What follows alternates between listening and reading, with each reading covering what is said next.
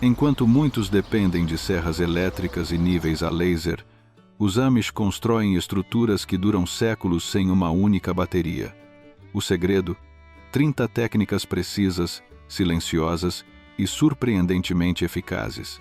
Hoje você vai descobrir como eles conseguem erguer celeiros inteiros apenas com as próprias mãos. Sua engenhosidade e uma sabedoria que desafia tudo o que você achava que sabia sobre construção. Medir sem réguas, construir sem plantas. Enquanto muitos arquitetos modernos não conseguem assentar um tijolo sem um aplicativo digital, existem comunidades inteiras que levantam casas robustas sem uma única tela. Nem fitas métricas, nem plantas, nem lasers. Apenas corpos humanos, estacas marcadas, olhos treinados e uma confiança milenar na geometria natural. Parece arcaico? Pode ser, mas também é surpreendentemente eficaz. Os construtores tradicionais, muitos deles sem formação acadêmica, aprenderam a medir com o que sempre têm à mão: o próprio corpo, a largura da palma, o comprimento do antebraço, o passo exato de suas caminhadas. Cada centímetro fica gravado no corpo, não no papel. Assim, um simples gesto pode ser tão preciso quanto uma régua de aço. Não é intuição vaga, é técnica memorizada à força de repetição, geração após geração. O bastão que substitui a planta. E as plantas, eles não precisam delas. Em vez disso, usam um story pole, um bastão padrão, que reúne todas as medidas-chave: altura das portas, espaçamento das vigas, profundidade dos encaixes. É simples e engenhoso ao mesmo tempo. Esse bastão circula por toda a oficina, passando de mão em mão, com marcas claras feitas com formões ou facas. É a linguagem visual comum. Não há necessidade de explicações. Cada marca na madeira é uma instrução. Alinhamento com gravidade e água. Para garantir que as paredes fiquem retas como uma flecha, eles não tiram um laser do cinto. Usam uma corda e um peso, o prumo. Com ele, cada poste encontra sua vertical perfeita, guiado apenas pela lei da gravidade. E para nivelar, nada melhor do que o velho nível hidráulico. 2 recipientes ligados por uma mangueira transparente cheia de água. Se o nível da água coincide nos 2 extremos, a superfície está nivelada. Ponto final. Sem baterias, sem erro. Geometria que nunca falha. O esquadro perfeito, aquele que garante que um canto tenha exatamente 90 graus, é obtido com um sistema tão antigo quanto infalível, o 3, 4, 5. Com uma corda marcada nessas proporções, forma-se um triângulo retângulo sem precisar calcular ângulos. É matemática prática a serviço de uma precisão absoluta. Assim, do primeiro traço ao último prego, tudo se encaixa. Encaixes que duram mais que o construtor. Em vez de parafusos industriais ou cola sintética, essas construções se sustentam graças a técnicas como a mortise e a espiga. 2 peças de madeira que se abraçam com tanta força que o tempo só as fortalece. Quando bem feitas, não afrouxam. Pelo contrário, ficam mais sólidas com os anos. E quando o corte segue a direção natural do veio, não há risco de rachaduras. A madeira simplesmente obedece à sua própria lógica. Serras de dupla ação e mãos coordenadas. Os cortes principais são feitos com serras manuais que trabalham nos 2 sentidos. Enquanto um empurra, o outro puxa. Assim, 2 pessoas conseguem cortar uma viga grossa sem esgotar os braços. Não há motores. Apenas ritmo, coordenação e experiência. Impressiona a rapidez com que avançam quando cada um conhece bem o seu papel. Formões, malhos e precisão sem pressa. Para os cortes mais delicados, como os encaixes onde repousarão as travessas, usam-se formões bem afiados e malhos de madeira maciça. Cada golpe é dado com intenção. Não há espaço para pressa. As juntas precisam se encaixar como peças de um quebra-cabeça, nem folgadas, nem forçadas. E quando isso acontece, o som seco de um encaixe perfeito tem sua própria beleza. Gabaritos para repetir sem erros. Não se desperdiça tempo medindo a mesma peça 20 vezes. Faz-se um único gabarito de papelão grosso ou de madeira e com ele se traçam todas as réplicas necessárias. Isso garante que cada elemento se encaixe exatamente como o anterior. E se algum dia for preciso substituir uma peça, o gabarito continua guardado, esperando sua vez. Superfícies que brilham sem lixadeiras elétricas. Depois de montadas, as superfícies são alisadas com planas manuais. O resultado é mais liso do que o de muitas lixadeiras elétricas, sem o pó fino nem o ruído ensurdecedor. O carpinteiro sente cada imperfeição com a palma da mão. Quando já não há relevos nem farpas, a madeira está pronta. Não há dúvida. Não é preciso olhar de novo. Círculos e arcos com compassos de ferreiro.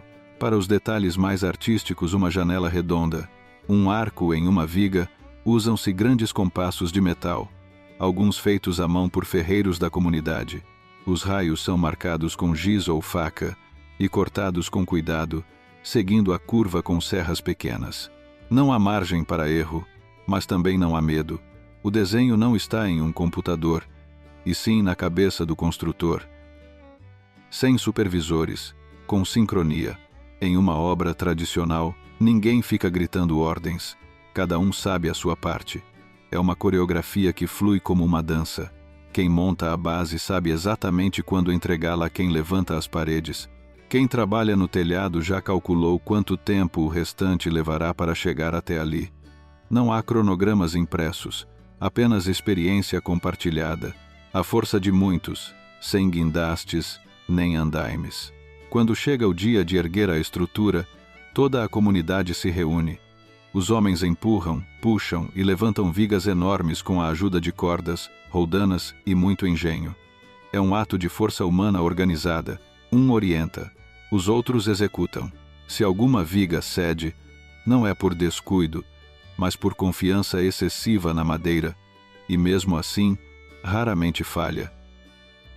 Escolher a árvore certa, no momento certo.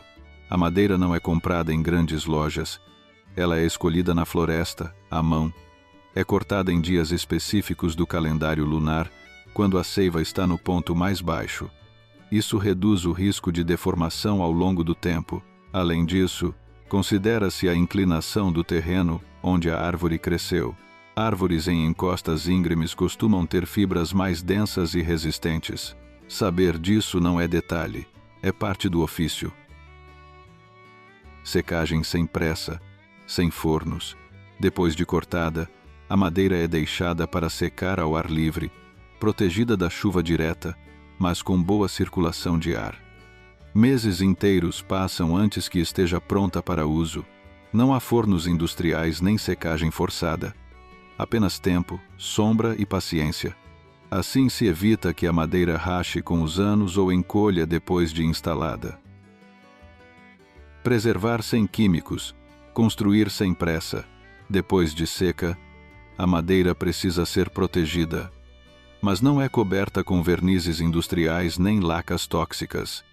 Aqui entra a sabedoria ancestral, imersão em salmoura ou armazenamento em tanques. Sim, água com sal. Esse método retarda a decomposição, elimina fungos e mantém as pragas afastadas. É um sistema que funciona há séculos, sem agredir o ambiente nem contaminar a casa onde essa viga ou tábua será instalada. Pregos que são forjados, não comprados. Nessas oficinas, não se ouvem pistolas de pregos.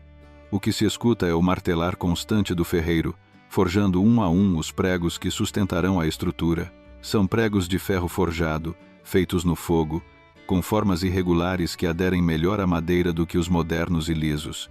Eles são cravados com força, mas também com precisão. Cada golpe é calculado, um erro, e o prego pode rachar a viga. Mas quando é feito corretamente, fica ali para sempre. Dentes diferentes para cada árvore. As serras não são universais. Existem lâminas específicas de acordo com o tipo de madeira a ser cortada. Para pinheiros, os dentes são mais abertos. Para madeiras duras, mais fechados. Algumas serras chegam a ser modificadas pelos próprios carpinteiros para alcançar um corte perfeito naquela espécie específica que só cresce em sua região. Não é apenas cortar, é entender como a madeira quer ser cortada. Proporções que não se calculam, se sentem. Não há fitas métricas longas nem equações. As dimensões são definidas por proporções tradicionais. 2/3, o dobro da largura, o triplo da base. Tudo segue uma lógica visual que dispensa números. Mede-se com os olhos, confirma-se com a experiência. As janelas têm o tamanho certo para a luz, as portas se adaptam às sombras do meio-dia, os telhados se inclinam conforme a chuva local. Não há acaso, mas também não há regra escrita. Arcos, que nascem do vapor. Quando uma viga precisa ser curvada, ela não é cortada nem emendada com outras. Ela é submetida ao vapor. Durante horas, a madeira amolece dentro de uma caixa fechada, onde o vapor de água é injetado. Depois, é dobrada lentamente sobre moldes preparados e, ao esfriar, mantém a nova forma. Assim nascem as vigas arqueadas de muitas construções antigas, sem cola, sem emendas, sem fragilidades, reforços triangulados, estruturas que não cedem. Nos cantos, onde muitos deixariam apenas um ângulo reto, coloca-se uma peça inclinada, o knee brace, ou reforço triangular. Essa simples adição distribui o peso e elimina o movimento lateral. É uma técnica de carpintaria pesada que permite que um edifício resista ao vento, ao peso e ao tempo sem balançar. Não precisa de parafusos, apenas da força combinada da geometria e da madeira bem escolhida. Telhados que desafiam as tempestades. Os telhados são colocados com precisão cirúrgica. Cada telha, casca ou tábua, é pensada para se sobrepor à seguinte de forma exata. O segredo está no ângulo, na pressão entre as camadas e no escoamento natural da água. Assim, mesmo que chova por horas, o interior permanece seco, não há membranas plásticas, apenas um telhado bem feito. Ventilação sem eletricidade. As casas construídas com essas técnicas respiram, literalmente, graças à ventilação cruzada, aberturas bem posicionadas em paredes opostas, o ar circula de forma constante, refrescando os ambientes no verão e evitando a umidade no inverno. Não há necessidade de ventiladores nem exaustores. O próprio design faz o trabalho, e o faz em silêncio. O sol como arquiteto invisível. Cada construção é orientada com base no percurso do sol. As fachadas principais se alinham a leste para receber a luz da manhã. As janelas altas ao sul capturam o calor do inverno, enquanto os beirais alongados projetam sombra durante o verão. Assim, o clima interno se regula sem equipamentos. Tudo é calculado, sem cálculos. Isolamento que não custa nem contamina. Em vez de espumas tóxicas ou painéis importados, as paredes são preenchidas com serragem, cal e argila. Essa mistura mantém o calor dentro no inverno e o bloqueia no verão. É econômica, fácil de reparar e, acima de tudo, saudável. Não há emissões químicas nem materiais que precisem ser substituídos com frequência. Constrói-se uma vez, mantém-se por décadas. Ferramentas adaptadas ao trabalho, não o contrário. Quando uma tarefa se repete muitas vezes, não se adapta o trabalho à ferramenta. Adapta-se a ferramenta ao trabalho. Uma faca é curvada, um cabo é alongado, uma lâmina é afiada em um ângulo específico. Não existem regras industriais, apenas soluções locais. Às vezes, uma ferramenta passa de pai para filho por gerações, com cada modificação registrada em sua forma, não no papel. A ordem como parte do ofício. As oficinas onde essas maravilhas são criadas parecem humildes, mas sua organização é cirúrgica. Cada ferramenta tem seu lugar exato. Não se perde tempo procurando o formão correto. Não se improvisa com o que aparece primeiro. A ordem permite velocidade. A precisão nasce do hábito, e a oficina se torna uma extensão do pensamento do construtor. Planejamento conjunto. Execução impecável. Nada é construído sozinho. Mesmo uma casa pequena exige muitos braços e muitas vozes. O planejamento é coletivo. Todos sabem o que virá antes que aconteça. Compartilha-se uma visão comum, sem necessidade de longas reuniões. Quando chega a hora, a sincronia entre quem prega, corta, levanta e fixa é tão exata quanto um relógio suíço. Construir como se fosse para sempre, talvez o ponto mais importante de todos. Essas pessoas não constroem pensando em 20 anos. Constroem pensando em 100. Cada decisão é tomada com os olhos voltados para as gerações futuras. Não buscam economizar tempo, buscam evitar reparos. Não compram o mais barato, escolhem o que mais vai durar. Não constroem para si, mas para quem ainda nem nasceu. Quando cada prego conta uma história, pode-se pensar que construir com esse nível de detalhe exige mais tempo, mais esforço, mais gente. E é verdade. Mas também é verdade que cada minuto investido retorna em décadas de estabilidade, segurança e beleza. Essas não são construções que envelhecem mal. São estruturas que ganham caráter com os anos. Os pregos forjados oxidam com dignidade, as vigas se curvam levemente, sem ceder, e cada rangido do piso é um lembrete de que a madeira continua viva, ainda respondendo ao mundo ao seu redor. O conhecimento que não se escreve, se transmite. Não existem manuais para esse tipo de construção. Tudo se aprende observando, ouvindo e fazendo. Um jovem aprendiz pode passar semanas vendo o avô traçar uma linha em uma viga, sem que ninguém explique o motivo. Mas chega um momento quase mágico em que ele entende a razão de cada marca, cada corte, cada decisão aparentemente intuitiva. Aprender assim não é rápido, mas é profundo. E o que se aprende dessa forma raramente é esquecido. Da madeira à alma, construir como ato espiritual. Em muitas comunidades tradicionais, erguer uma casa não é apenas uma tarefa prática. É um ato quase espiritual. Não se trata simplesmente de ter um teto, mas de criar um espaço que respire com a família, que acolha as estações, que se adapte à passagem do tempo sem resistir.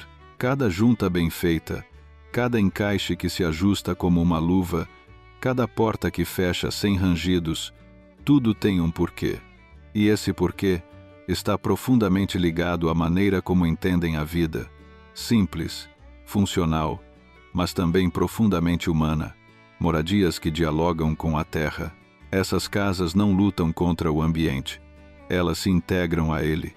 A madeira fica exposta para poder respirar. As paredes grossas não são escondidas sob camadas e mais camadas de materiais artificiais. Elas se mostram, como quem não tem nada a esconder. O resultado é uma moradia que muda com as estações. No verão permanece fresca. No inverno, acolhe o calor do fogão como se fosse uma relíquia. Na primavera, cheira a seiva seca. E no outono, seus telhados rangem como folhas sob os pés. Uma casa que se conserta com o que há. Quando surge uma rachadura, não se chama uma empresa. Pega-se a ferramenta certa, procura-se o pedaço de madeira adequado, guardado, claro, de cortes anteriores, e faz-se o reparo, sem alarde, sem custos excessivos, sem esperar semanas. Essa capacidade de manter o que foi construído com o que já se tem é uma das razões pelas quais essas casas sobrevivem por tanto tempo. Não há peças vindas de outro país, nem tecnologia que fique obsoleta com uma atualização. Tudo está ao alcance. Só é preciso saber usar. O tempo como aliado, não como inimigo. No mundo moderno, construir geralmente significa correr, terminar rápido, entregar antes do prazo. Aqui, não. Aqui se constrói no ritmo do clima, do corpo e do conhecimento acumulado. Se chove, para-se. Se a madeira ainda não está pronta, espera-se. Se uma junta não encaixa, refaz-se. O tempo não é um obstáculo, é parte do processo. E isso aparece no resultado final. Edifícios que parecem ter crescido, não terem sido impostos. A comunidade como ferramenta principal. Uma ferramenta não se mede apenas pelo fio ou pela forma. Às vezes, a melhor ferramenta é um vizinho. Alguém que sabe levantar uma viga usando apenas 2 cordas e uma boa base. Alguém que tem a serra certa para aquele tipo de corte. Alguém que simplesmente aparece, sem ser chamado, com as próprias mãos e seu tempo. Essa lógica comunitária em que ninguém fica parado enquanto outros trabalham é o que permite que uma estrutura seja erguida em dias e dure por gerações.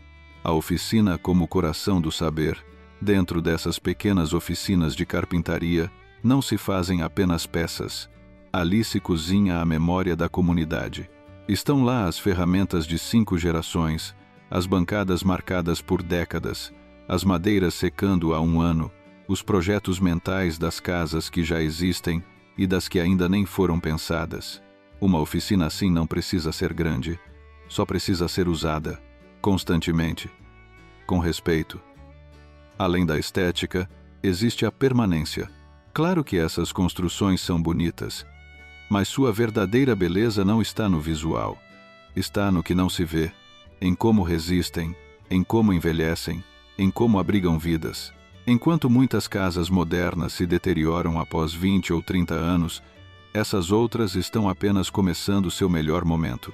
Aos 50 anos, uma boa casa tradicional de madeira já viu casamentos, nascimentos, tempestades e continua firme. Aos 100, basta reparar e seguir em frente. O futuro está em olhar para trás. Paradoxalmente, muitas das soluções que hoje são buscadas com urgência na arquitetura sustentável já existiam nessas práticas tradicionais. Eficiência energética, baixo impacto ambiental, longevidade, baixo custo de manutenção, tudo está ali, sem rótulos, sem marketing, sem patentes, apenas bom senso, observação da natureza e uma mentalidade que constrói pensando não no imediato, mas no que virá dentro de várias gerações. Construir como um ato de respeito. Em última análise, o que define esse estilo de construção não é a técnica, nem a ferramenta, nem sequer o resultado.